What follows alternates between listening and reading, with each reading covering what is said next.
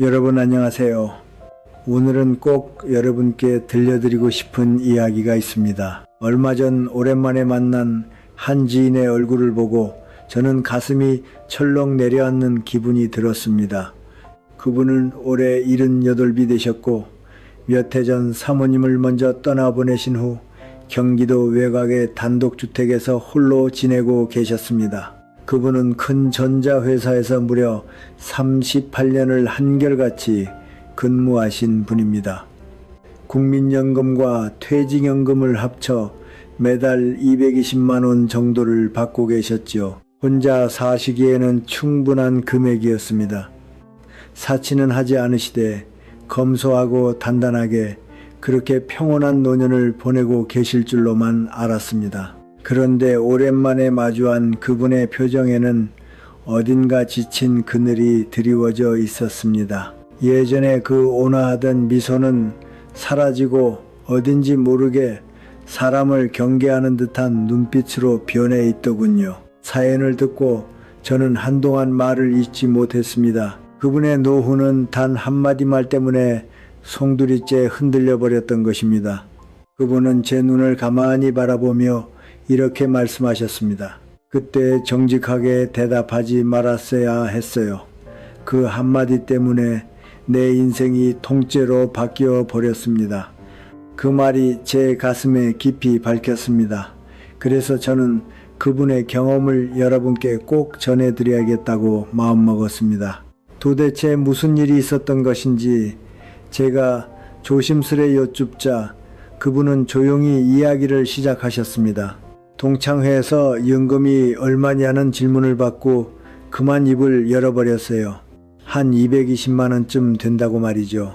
그 사소한 한마디 때문에 제 주변의 인간관계가 전부 달라져 버렸습니다.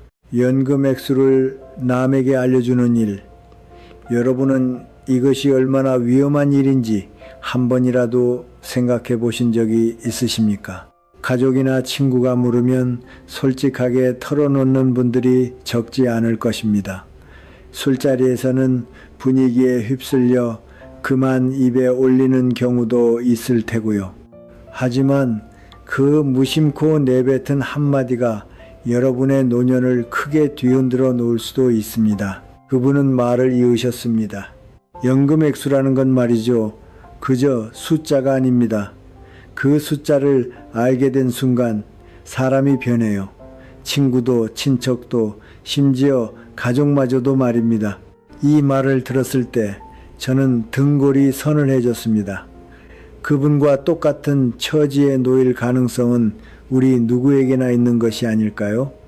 오늘 이 이야기는 특히 50대, 60대, 70대로서 노후의 자산이나 연금에 대해 고민하고 계신 분들께서 꼭 들어주셨으면 합니다. 만약 누군가에게 연금 액수를 질문받고 정직하게 대답해 본 적이 있으시다면 이 이야기는 반드시 도움이 될 것입니다. 앞으로 연금을 받게 될 예정이고 누가 물어보면 어떻게 대처해야 할지 고민이신 분께도 분명 참고가 될 것입니다. 노후의 자산을 지키고 싶고 쓸데없는 분란에 휘말리고 싶지 않으신 분이라면 부디 끝까지 들어주시기를 바랍니다. 그분이 몸소 겪으신 연금 액수를 알려주어서는 안 되는 5가지 이유, 지금부터 하나씩 말씀드리겠습니다. 그분과 같은 후회를 하는 분이 단 한 분이라도 줄어들기를 진심으로 바랍니다. 자, 그렇다면 그분을 그토록 괴롭힌 일은 도대체 무엇이었을까요? 본격적인 이야기에 앞서 먼저 그분이 어떤 분이셨는지부터 말씀드리고 싶습니다. 그분은 경기도의 어느 한적한 주택가에 있는 단독주택에 사셨습니다. 지은 지 35년쯤 된 오래된 집이지만 마당의 정원은 늘 손질이 잘 되어 있었고 현관 앞에는 언제나 계절을 따라 꽃이 피어 있었습니다. 생전에 사모님께서 꽃 가꾸는 것을 좋아하셨다는데 그 습관을 그분이 그대로 물려받아 이어오고 계셨던 것입니다. 아침이면 어김없이 5시 반에 일어나셨습니다. 가장 먼저 불단 앞에 앉아 두 손을 모으고 사모님 사진을 향해 잘 잤소하고 인사를 건네는 것이 하루의 시작이었지요. 그러고는 마당으로 나가 화초에 물을 주고 신문을 가지러 나갔다가 간단히 아침을 드신 뒤 오전에는 책을 읽거나 텔레비전을 보며 시간을 보내셨습니다. 누구에게도 재촉받지 않는 고요하고 평온한 시간이었습니다. 그분은 38년 동안 큰 전자회사에서 기술자로 일하셨습니다. 성실하게 차곡차곡 맡은 일을 해내며 정년까지 근무하신 분이지요. 화려하게 출세하지는 못하셨지만 우직하게 일을 이어온 덕분에 퇴직금도 제법 받으셨다고 합니다. 지금의 수입은 국민연금과 퇴직연금을 합쳐 매달 약 220만 원, 혼자 사시기에는 충분한 금액이었지만 그분은 결코 헛돈을 쓰지 않으셨습니다. 식비는 한 달에 30만 원 남짓, 전기세며 통신비까지 합쳐도 생활비를 100만 원 정도로 억눌러 사셨지요. 나머지는 장차 닥칠지 모를 의료비와 비용을 위해 조금씩 저축으로 돌리고 계셨던 것입니다. 유일한 낙은 일주일에 2번 가는 골프 연습장이었습니다. 젊은 시절부터 이어온 취미라 몸이 움직이는 한은 계속 하고 싶다고 하셨지요. 연습장 회비와 가끔 필드에 나가는 비용을 합쳐도 한 달에만 5천 원 남짓, 이것이 그분에게는 소소한 사치였습니다. 사모님을 떠나보내신 지 어느덧 5년이 흘렀습니다. 첫 1년은 외로움에 짓눌릴 것만 같던 때도 있었다지요. 하지만 시간이 흐를수록 혼자 사는 생활에도 차츰 익숙해지셨고 이제는 이 고요한 일상을 마음에 들어 하신다고 하셨습니다. 그분께는 아들이 하나 있습니다. 결혼해서 서울에 살고 있지요. 만나는 건 1년에 몇 차례 명절 무렵 정도입니다. 손주가 둘이서 만나는 것을 큰 낙으로 여기셨지만 아들 내외도 바쁘니 굳이 자주 보려고는 하지 않으셨습니다. 자식에게는 자식의 삶이 있는 법이니까요. 나는 나대로 내 살림을 즐기면 되는 겁니다. 그분은 그렇게 말씀하시며 온화하게 미소 지으셨습니다. 그런 그분의 일상이 송두리째 뒤바뀐 것은 어느 동창회가 그 발단이었습니다. 지난해 가을의 일이었습니다. 그분 앞으로 엽서 한 장이 날아들었습니다. 고등학교 동창회 초대장이었지요. 졸업한 지 60년 되던 해에 한 번 모인 이후로 실로 18년 만에 열리는 모임이었습니다. 총무를 맡은 사람은 학창 시절부터 줄곧 반장이었던 사람이었습니다. 그분은 처음엔 참석을 망설이셨다고 합니다. 60년이 지났으니 얼굴도 이름도 잊어버린 사람이 태반이었으니까요. 게다가 나이가 들면 바깥 출입이라는 것이 여간 번거롭게 느껴지는 게 아닙니다. 그런데 엽서에는 이렇게 적혀 있었습니다. 아마도 이번이 마지막 동창회가 될지도 모릅니다. 그 한 줄을 읽고 그분은 참석을 결심하셨습니다. 마지막일지도 모른다는 그 말이 마음에 걸렸던 것입니다. 동창회 장소는 역 앞에 한 음식점이었습니다. 모인 사람은 동창생 18명, 한때는 50명이 넘던 반 친구들도 세상을 떠나니 연락이 끊기니가 늘면서 모일 수 있었던 것은 이들 뿐이었습니다. 그분이 장소에 도착하자 곧 반가운 얼굴들이 눈에 들어왔습니다. 60년 전의 모습을 아직 간직한 이도 있고 몰라보게 변해버린 이도 있었지요. 그래도 막상 이야기를 나누기 시작하니 신기하게도 옛 기억이 금세 되살아나더랍니다. 어이, 자네 아닌가? 오랜만일세. 말을 걸어온 것은 고등학교 시절 같은 야구부였던 친구였습니다. 졸업 후에도 몇 번 만난 적이 있는 사이였지요. 서로 건강한 모습을 보며 자연스레 웃음꽃이 피었습니다. 건배를 한 뒤로는 여기저기서 예시하기가 만발했습니다. 그때 그 시합 기억나나? 선생님, 무서웠지. 그 양반, 자네 3반에 누구 좋아했잖아. 나이를 먹어도 예시하기만 나오면 모두가 소년 시절로 돌아간 듯 눈을 반짝였습니다. 술이 돌수록 화제는 차츰 지금의 생활로 옮겨갔습니다. 건강 이야기, 병 이야기, 취미 이야기, 그리고 피할 수 없는 화제로 마침내 돈 이야기가 나오고야 말았습니다.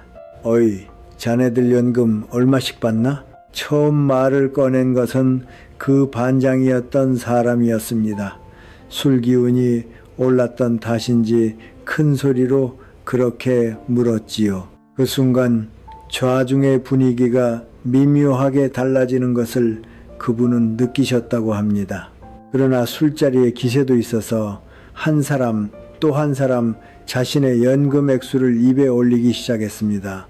나야 한 150쯤 되려나. 우리 집은 부부 합쳐 250이야. 나는 자영업이라 국민연금만 한 달에 60이야.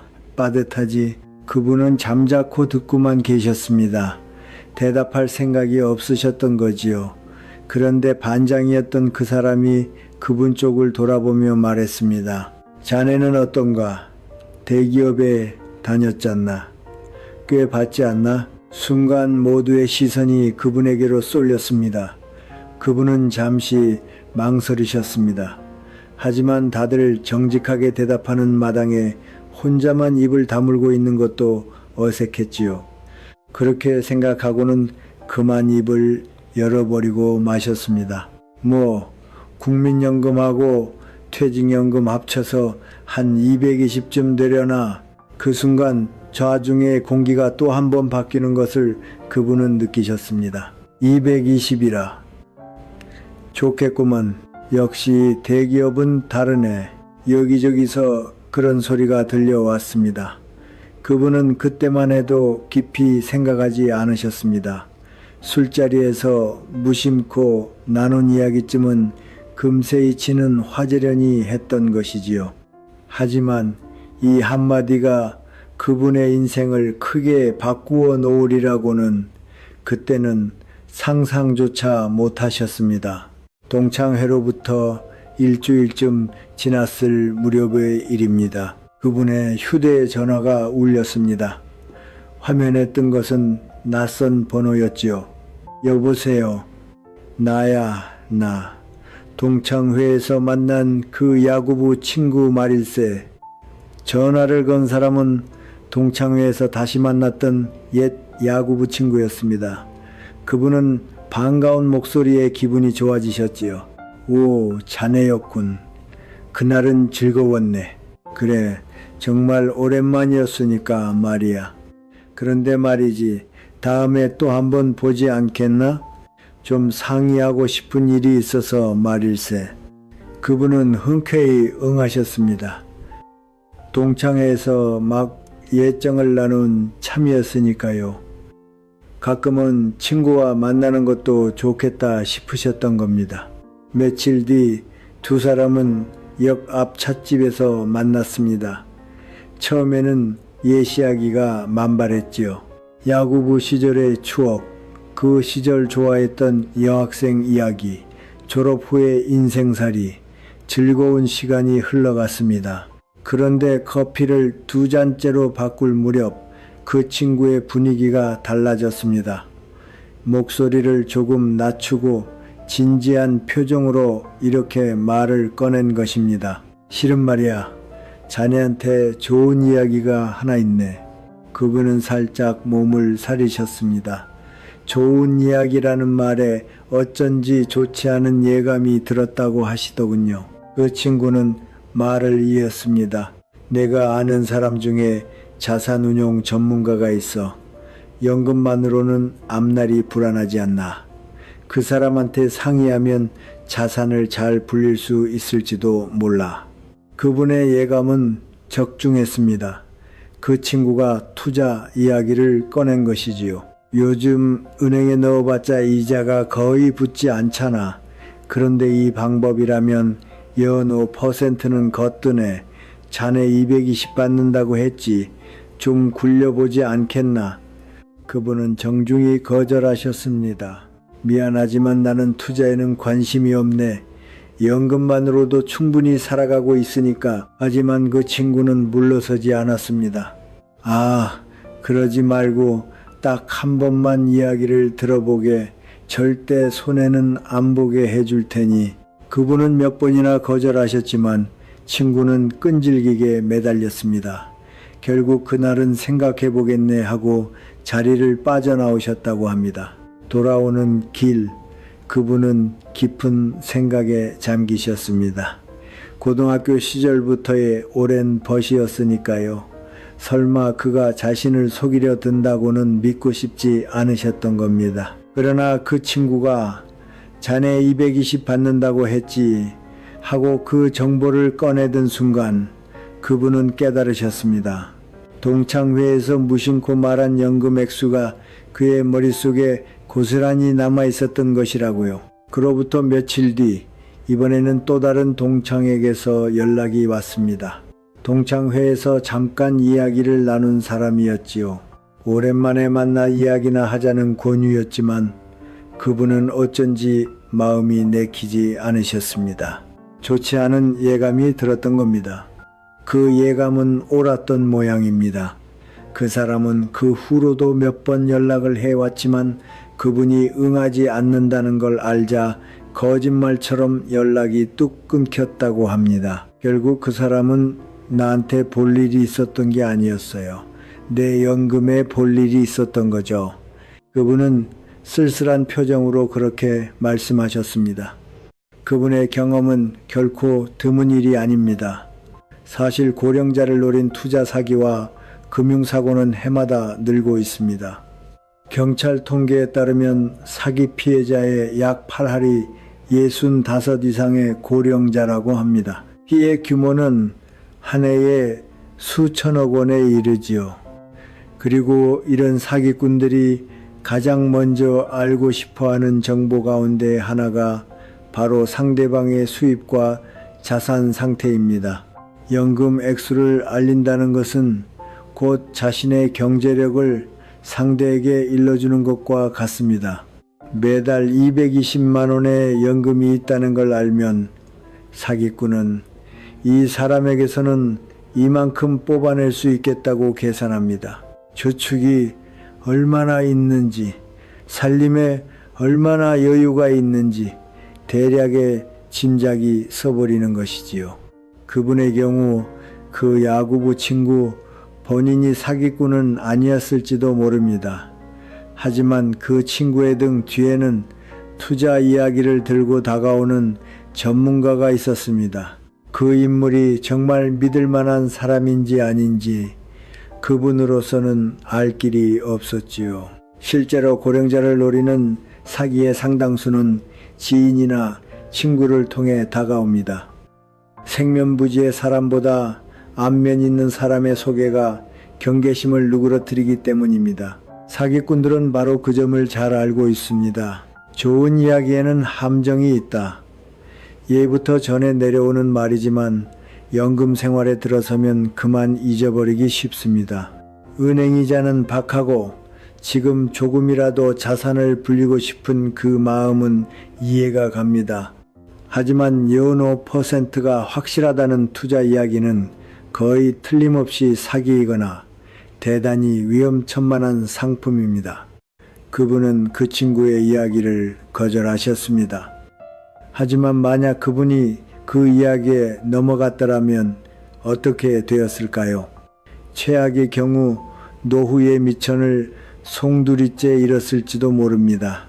연금 액수를 남에게 알려주면 이런 위험에 노출되고 맙니다. 상대가 친구든 친척이든 말입니다. 아기를 품고 다가오는 사람이 반드시 낯선이라고만은 할 수 없습니다. 오히려 신뢰 관계를 이용해 다가오기에 아는 사람을 통한 사기일수록 피해가 커지기 마련인 것입니다. 그분은 말씀하셨습니다. 그때 연금 액수를 정직하게 대답하지 않았더라면 그 친구도 내게 손을 뻗치지 않았을지 몰라요. 숫자를 알린 순간 나는 봉이 되어버린 겁니다. 이것이 연금 액수를 알려주어서는 안 되는 첫 번째 이유입니다.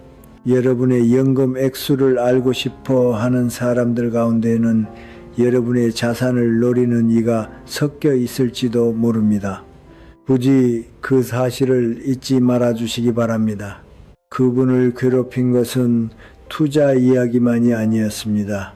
동창회로부터 2달쯤 지났을 무렵 이번에는 친척에게서 연락이 왔습니다. 전화를 건 사람은 그분의 사촌 동생뻘 되는 남자였습니다. 그분보다 5살쯤 아래로 예전에는 명절에나 얼굴을 마주치는 정도의 사이였지요.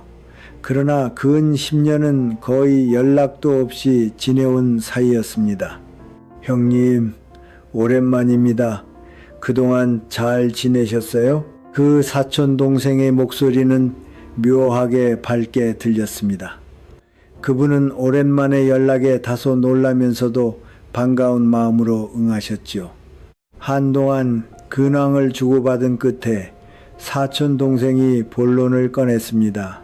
실은요, 좀 곤란한 일이 있어서 그러는데 상의 좀 드려도 될까요? 그분은 좋지 않은 예감이 들었다고 합니다. 그러나 친척의 부탁을 무턱대고 내칠 수도 없는 노릇이었지요. 무슨 일인가? 무슨 일이라도 있었나? 그렇게 묻자 사촌 동생은 목소리를 조금 낮추며 이야기를 시작했습니다. 실은 아들놈이 사업을 시작했는데 영 잘 안 풀려서요. 은행 대출 갚는 게 빠듯해졌습니다. 조금이라도 좋으니 돈 좀 빌려주실 수 없을까요? 그분은 말문이 막히셨습니다. 다짜고짜 돈 이야기라니요. 게다가 그 사촌 동생과는 10년이나 연락을 끊고 지낸 사이였습니다. 얼마나 필요한가? 그분이 그렇게 묻자 사촌 동생이 대답했습니다. 500만 원이면 됩니다. 다음 달에는 꼭 갚을 테니까요. 500만 원. 그분에게도 결코 작은 돈이 아니었습니다. 하지만 친척이 곤란하다는데 도와주고 싶은 마음도 있으셨지요. 잠시 고민하시던 그분은 이렇게 대답하셨습니다. 미안하지만 지금은 여유가 없네. 연금으로 사는 처지라 그런 목돈은 내줄 수가 없어. 그러자 사촌 동생의 목소리 톤이 달라졌습니다. 아니 형님, 대기업에 다니셨잖아요.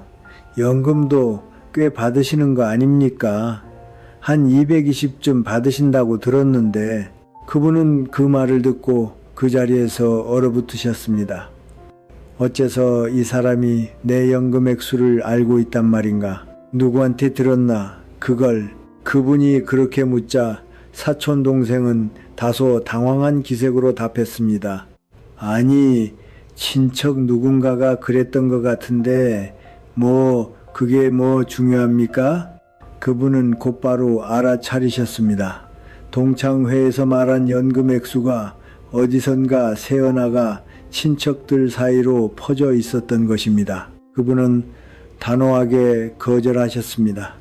미안하네만 돈은 못 빌려주네. 연금은 내 생활을 위한 것이니까. 그 순간 사촌 동생의 태도가 돌변했습니다. 형님, 참 매정하시네요. 곤란한 친척을 안 도와주신단 말입니까? 예전엔 안 그러셨는데. 그분은 그 말에 가슴이 아프셨습니다. 하지만 여기서 꺾일 수는 없는 노릇이었죠. 미안하지만 안 되는 건 안 되는 거야. 그렇게 말씀하시고 전화를 끊으셨습니다. 그 일이 있은 뒤로 사촌 동생에게서는 연락이 끊겼습니다. 명절 인사도 오지 않았습니다.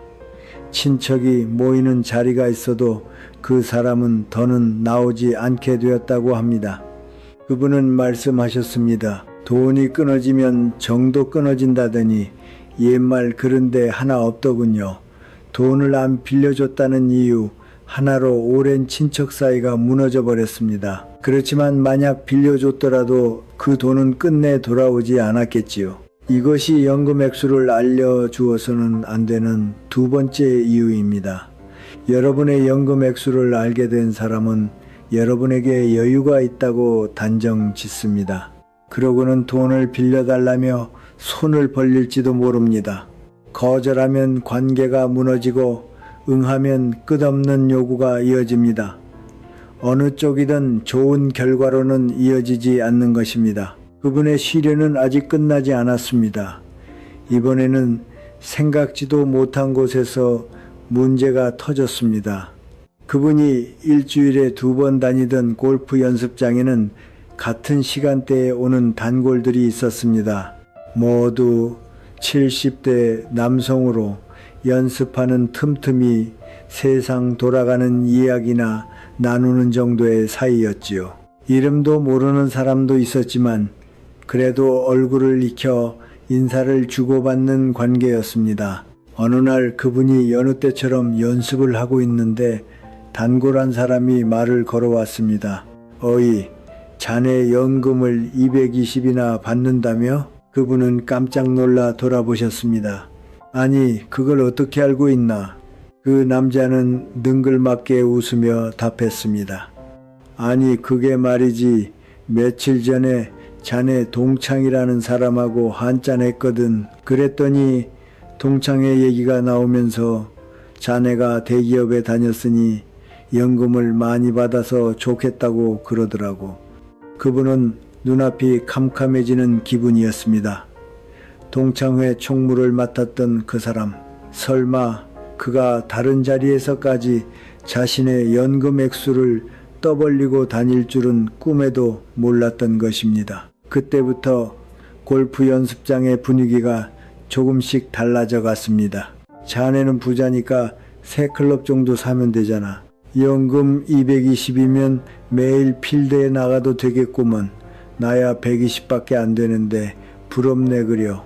농담처럼 던지는 말도 있었고 분명 비아냥을 담아 던지는 말도 있었습니다. 그분은 그때마다 좌불안석이 되셨다고 합니다. 한 번은 단골 가운데 한 사람이 이렇게 말했습니다. 이보게 다음에 다 같이 필드 나가는데 회비는 자네가 좀 내주게. 자네가 제일 여유 있잖나. 물론 농담이었을지도 모릅니다. 하지만 그분께는 그렇게 들리지 않았습니다. 자신이 표적이 됐다고 그렇게 느끼셨다는 겁니다. 그분은 결국 그 연습장에 발길을 끊으셨습니다. 오랜 세월 다니던 곳이었지만 마음이 편치 않은 곳이 되어버린 것입니다. 숫자 하나가 알려졌을 뿐인데 나는 시기의 대상이 되어버렸어요. 220만 원이라는 돈은 나한테는 결코 많은 게 아닙니다. 오히려 장차들 의료비며 간병비를 생각하면 불안하기만 한걸요. 그런데도 주변에서 보기엔 팔자 좋은 사람으로 비춰버리는 겁니다. 그분은 그렇게 말씀하시며 깊은 한숨을 내쉬셨습니다. 이것이 연금 액수를 알려주어서는 안 되는 세 번째 이유입니다. 연금 액수는 사람마다 천차만별입니다. 자신에게는 평범한 금액이라도 다른 사람이 보기엔 많다고 느낄 수 있습니다. 그리고 사람이란 자기보다 형편이 나은 일을 보면 아무래도 시샘하는 감정이 솟아오르기 마련입니다. 한번 퍼진 소문은 더 이상 막을 수가 없습니다. 그분의 연금 액수는 동창회에서 시작되어 친척들 사이로 번지고 골프 연습장 단골들에게까지 흘러들어갔습니다. 어디서 어떻게 퍼져나갈지 알 수 없는 것이지요. 그렇기에 애초부터 그 누구에게도 말하지 않는 것이 중요한 것입니다. 그분은 이런 말씀도 하셨습니다. 내 딴에는 평범한 금액이라고 여겨도 상대에게는 그렇지 않을 수도 있는 겁니다. 국민연금만으로 사는 사람 입장에서는 국민연금에 퇴직연금까지 합쳐 220만 원이라는 돈이 어마어마하게 많아 보이는 거예요. 그 감각의 차이가 시샘을 낳는 거지요.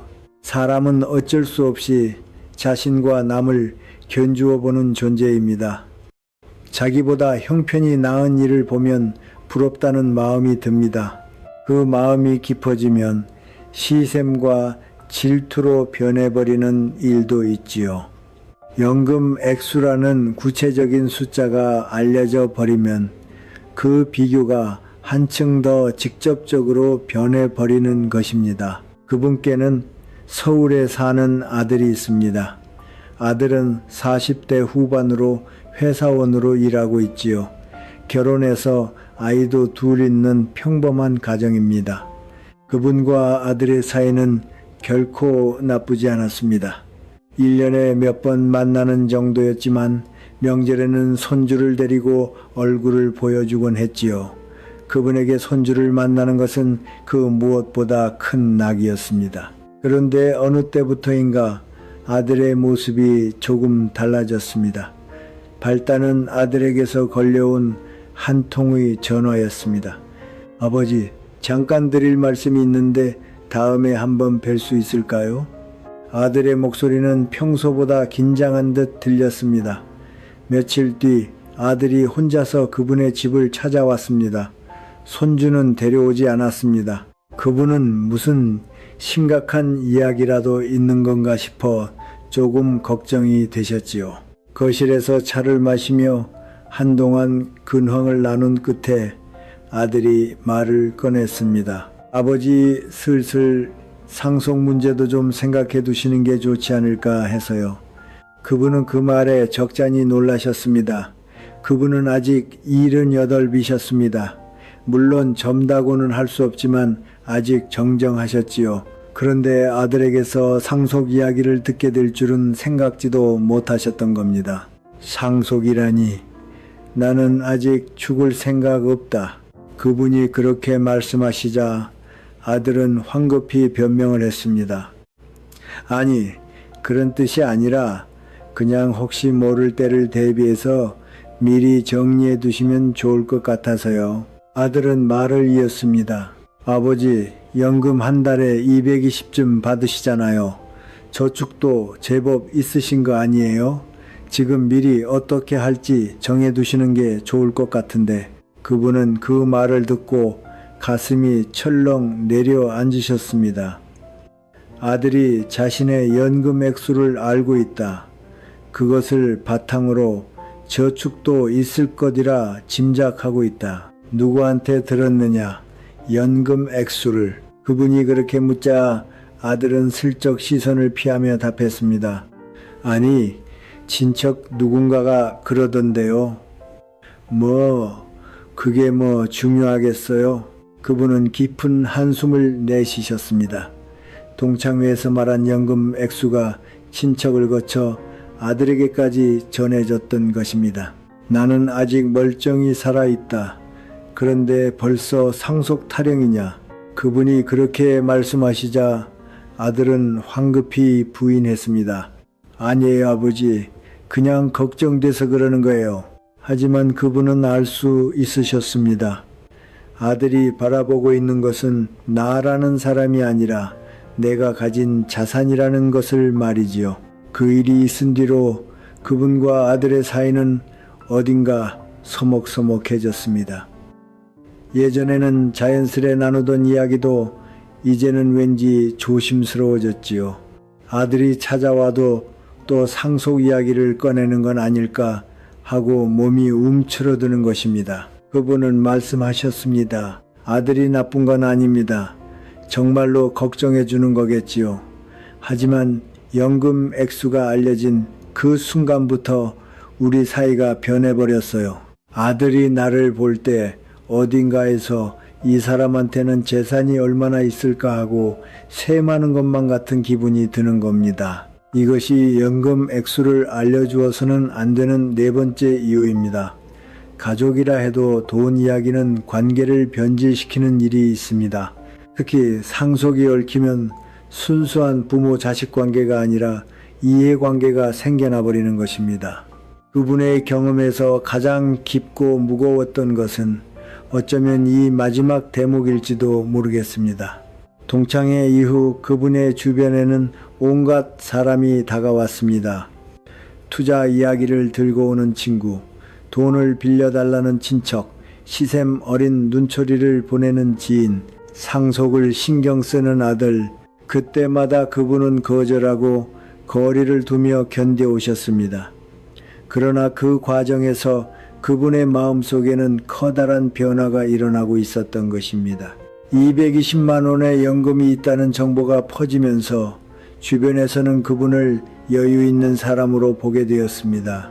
돈을 빌려달라는 청을 들을 때마다 나는 여유가 있는데 어째서 도와주지 않는 걸까 하는 죄책감을 느끼게 되셨던 것입니다. 그분은 말씀하셨습니다.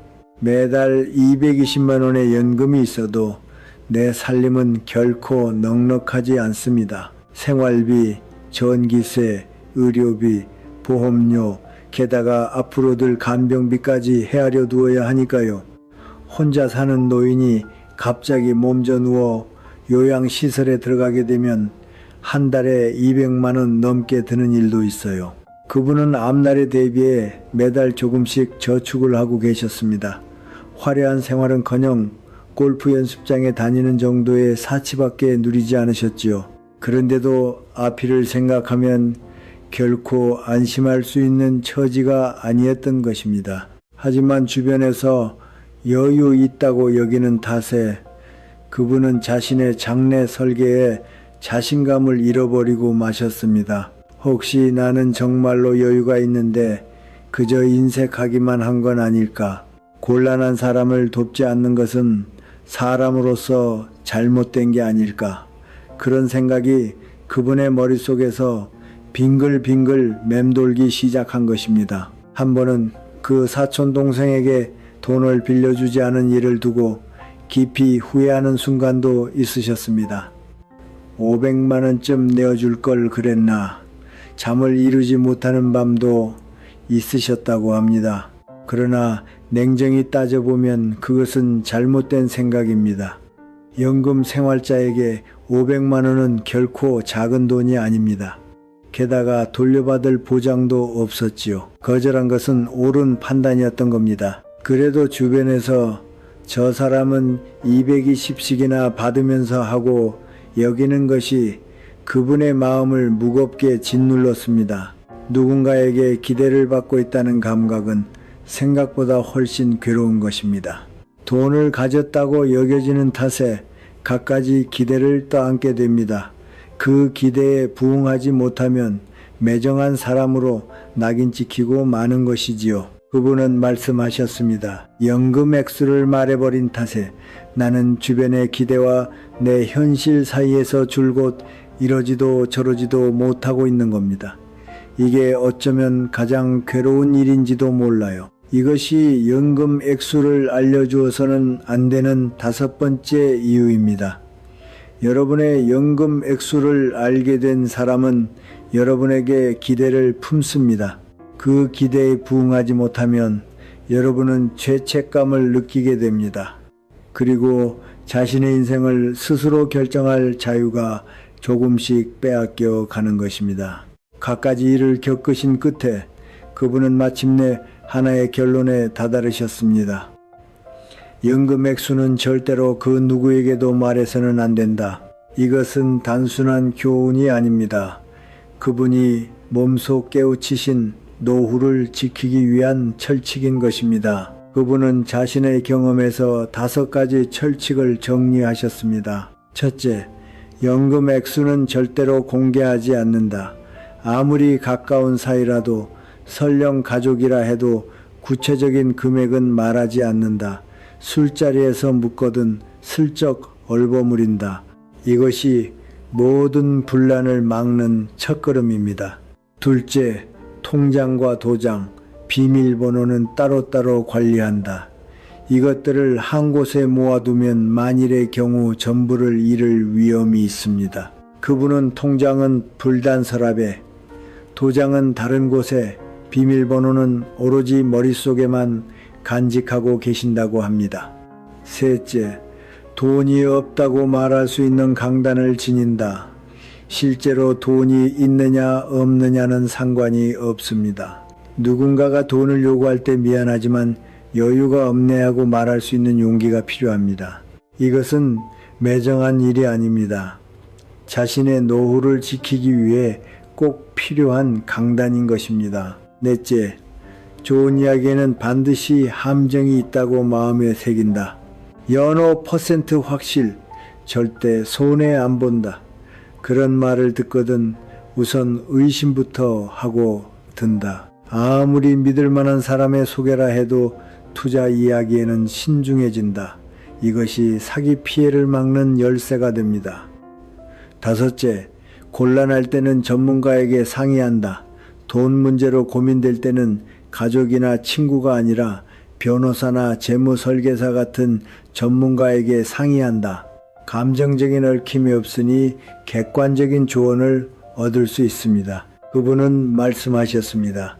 이 5가지만 지켰더라면 나 같은 꼴은 당하지 않았을 겁니다. 동창회에서 그 한마디만 하지 않았더라면 모든 게 달라졌겠지요. 하지만 지나간 일은 되돌릴 수 없습니다. 그렇기에 앞으로의 사람들만큼은 나와 같은 실수를 하지 않았으면 하는 겁니다. 그분은 이제 매일 아침 불단 앞에 2 손을 모을 때면 이렇게 다짐하신다고 합니다. 오늘도 그 누구에게도 연금 이야기는 하지 않는다. 그것이 그분 나름의 스스로를 지키는 의식이 된 것이라고 하시더군요. 또 그분은 이런 말씀도 하셨습니다. 노후에 자산을 지킨다는 건 단지 돈을 쌓아두는 일만이 아닙니다. 자신의 정보를 지키는 것, 자신의 판단을 지키는 것, 그리고 자신의 인간관계를 지키는 것, 그 모든 것이 평온한 노년으로 이어지는 거예요. 그렇다면 실제로 연금 액수를 질문받았을 때 어떻게 대처해야 할까요?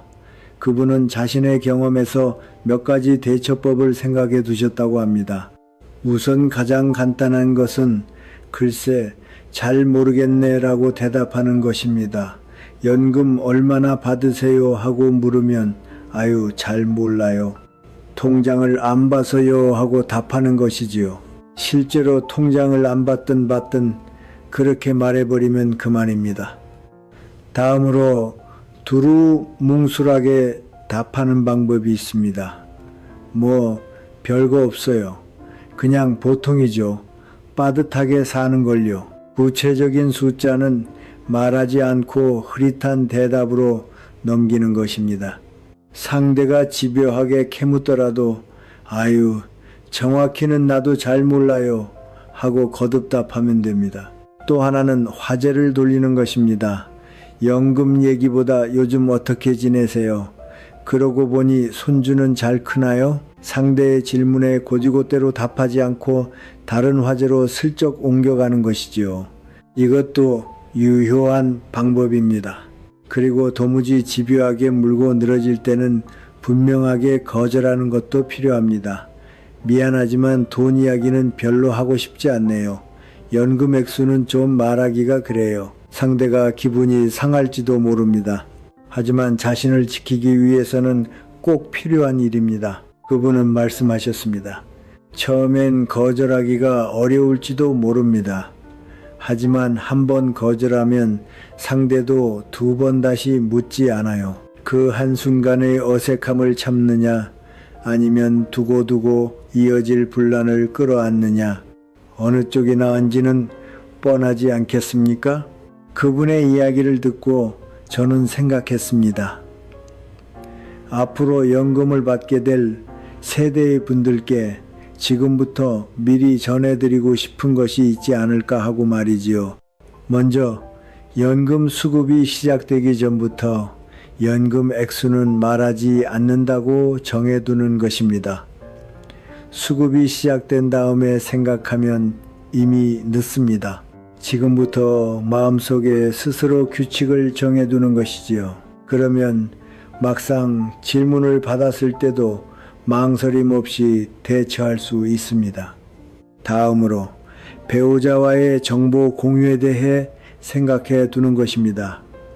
부부 사이에서는 당연히 연금 액수를 공유할 필요가 있습니다. 하지만 그 정보를 다른 사람에게 말할지 말지는 부부가 미리 의논해 두어야 합니다. 연금 액수는 우리 둘만의 비밀로 하자. 그렇게 약속해두면 무심코 새어나가는 일도 없습니다. 그리고 노후의 자산은 스스로 지킨다는 의식을 갖는 것입니다. 나라나 회사가 지켜주는 시대는 끝났습니다.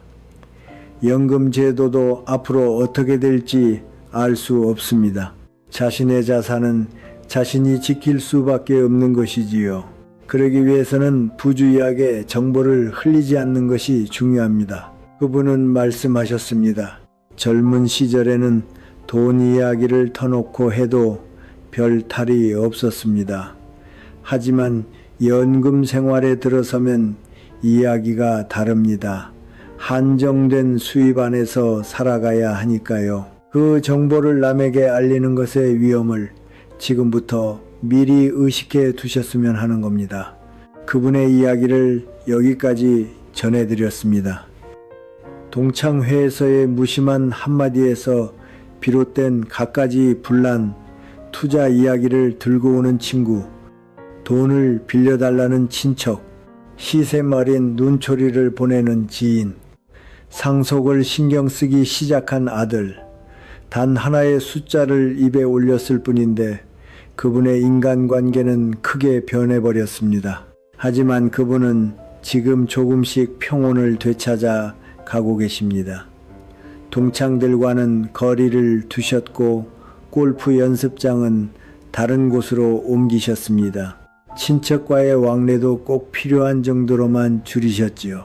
아들과의 관계도 시간을 두고 차근차근 회복해 가시는 중입니다. 그분은 말씀하셨습니다. 잃은 것은 큽니다. 하지만 이 경험에서 배운 것도 많아요. 앞으로는 내 정보를 지키면서 조용히 살아가고 싶습니다. 그분은 지금 새로운 골프 연습장에서 새로운 사람들과 어울리고 계십니다. 물론 연금 이야기는 일절하지 않으신다고 합니다. 연금 얼마 받으세요? 하고 물어도 아유 별거 없어요. 하고 웃어 넘기신다더군요.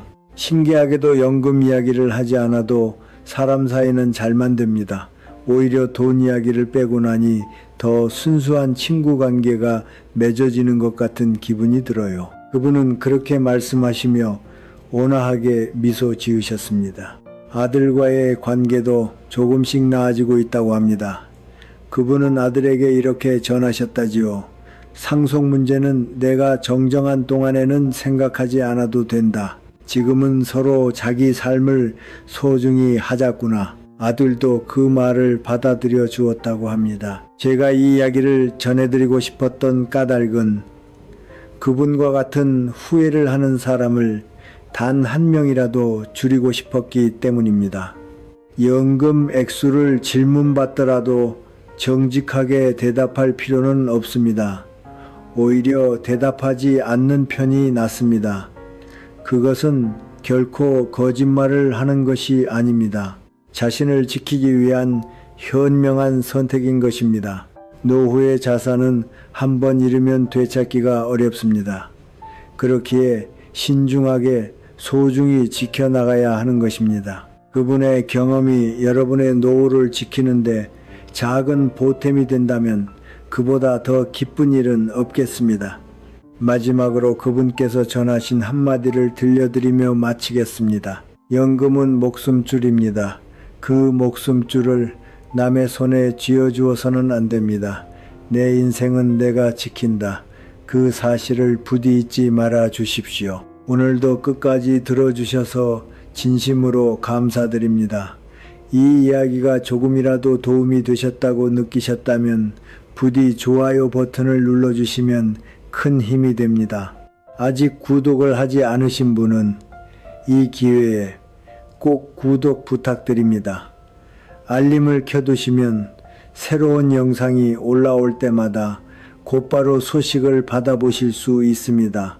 댓글창에는 여러분의 경험과 생각도 들려주십시오. 여러분의 노후를 지키는데 보탬이 될 이야기를 앞으로도 계속 전해드리겠습니다. 그럼 다음 이야기에서 다시 뵙겠습니다. 여러분 모두가 건강하시고 마음 평온히 지내시기를 진심으로 바랍니다.